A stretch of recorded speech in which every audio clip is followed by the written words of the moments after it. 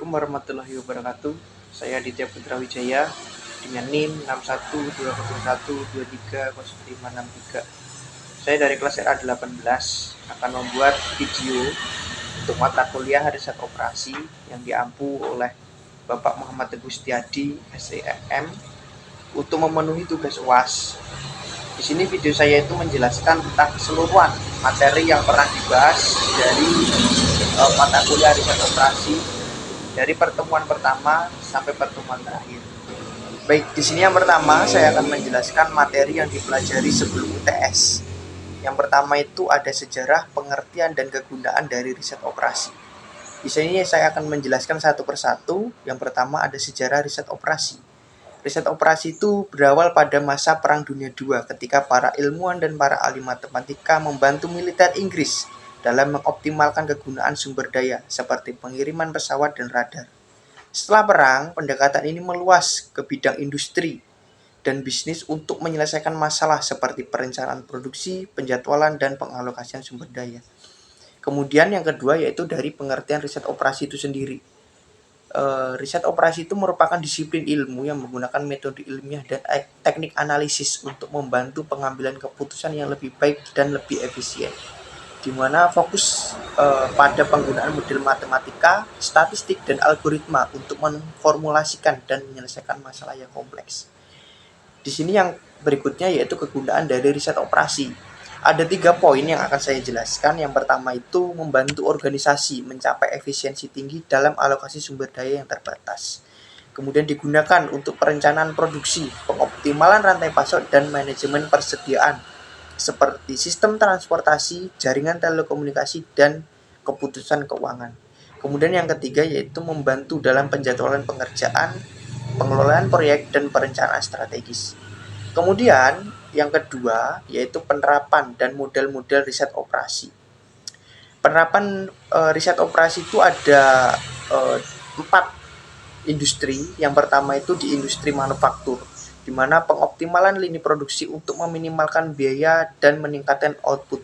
Kemudian dalam penerapan di bidang transportasi dan logistik, yaitu sebagai penentu untuk pengiriman terbaik dan pengelolaan armada kendaraan. Kemudian di bidang manajemen keuangan, yaitu sebagai optimasi portofolio investasi dan pengelolaan risiko dalam bidang keuangan itu sendiri.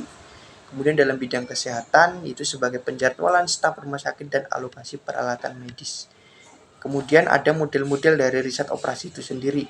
Di sini ada beberapa model. Yang pertama itu ada program linear atau linear programming, ada program integer atau integer programming, ada model jaringan atau network models, dan ada simulasi, ada model stokastik, dan ada model antrian. Baik, kemudian di sini pada pertemuan ketiga yaitu membahas tentang program linear. Apa sih itu program linear? Definisinya yang pertama adalah program linear itu merupakan teknik matematika yang bertujuan untuk menemukan nilai optimal untuk fungsi tujuan linear yang dibatasi oleh kendala-kendala linear, di mana fungsi tujuan dapat berupa fungsi maksimum seperti profit atau output atau keuntungan dari perusahaan itu sendiri, dan minimum itu seperti biaya produksi dan waktu produksi. Kemudian di sini ada sifat-sifat dari program linear. Yang pertama itu sifat linearitas, ada sifat proporsionalitas, ada sifat additivas, dan yang terakhir ada sifat divisibilitas. Di sini dalam program linear itu ada karakteristik masalah program linear. Saya akan coba menjelaskan. Karakteristik pertama yaitu fungsi tujuan linear, yaitu merupakan hubungan linear antara variabel untuk optimasi. Kemudian ada kendala linear seperti judulnya kendala yang merupakan batasan berbentuk baik pertidaksamaan atau persamaan linear.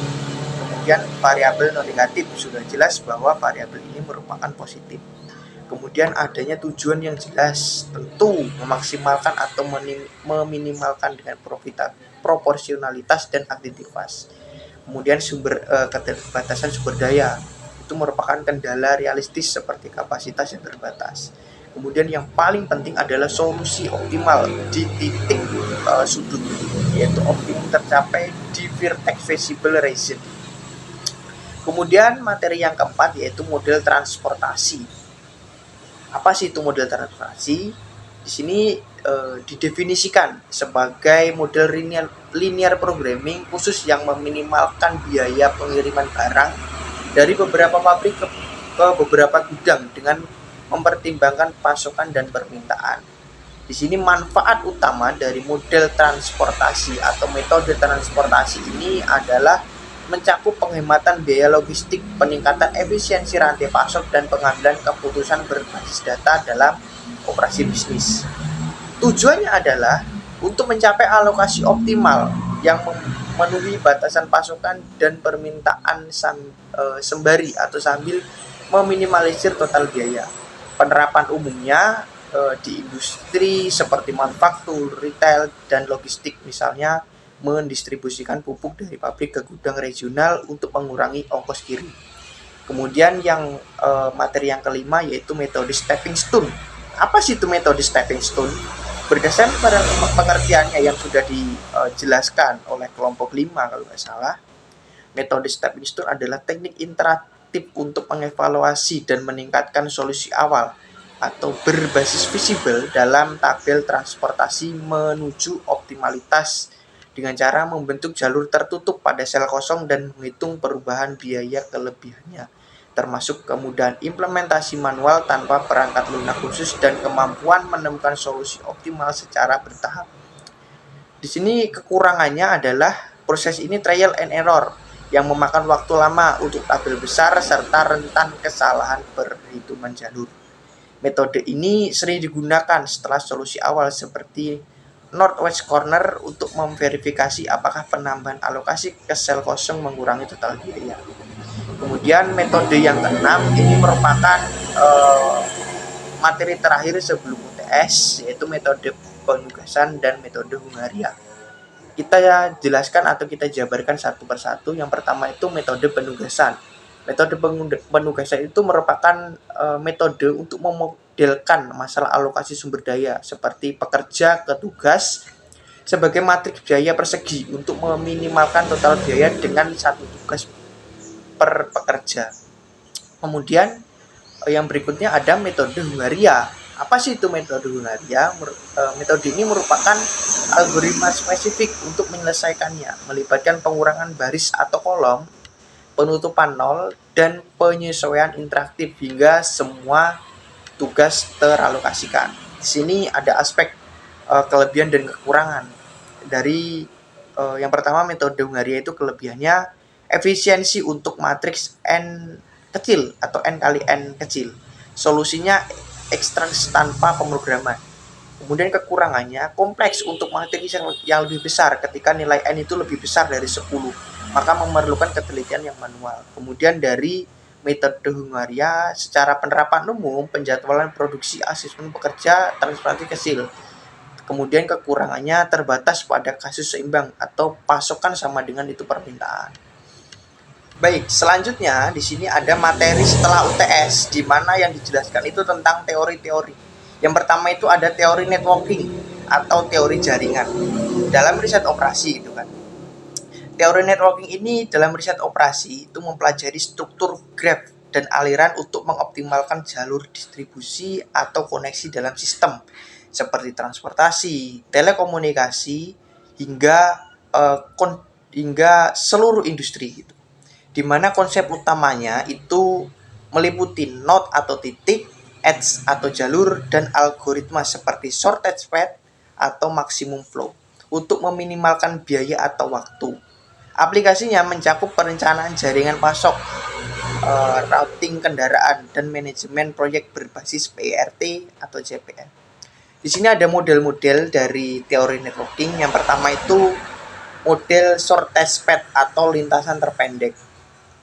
Model ini merupakan salah satu model jaringan dalam riset operasi yang digunakan untuk menentukan jalur paling efisien dari suatu titik asal ke titik tujuan berdasarkan kriteria tertentu seperti jarak, waktu, bahkan biaya paling minimum.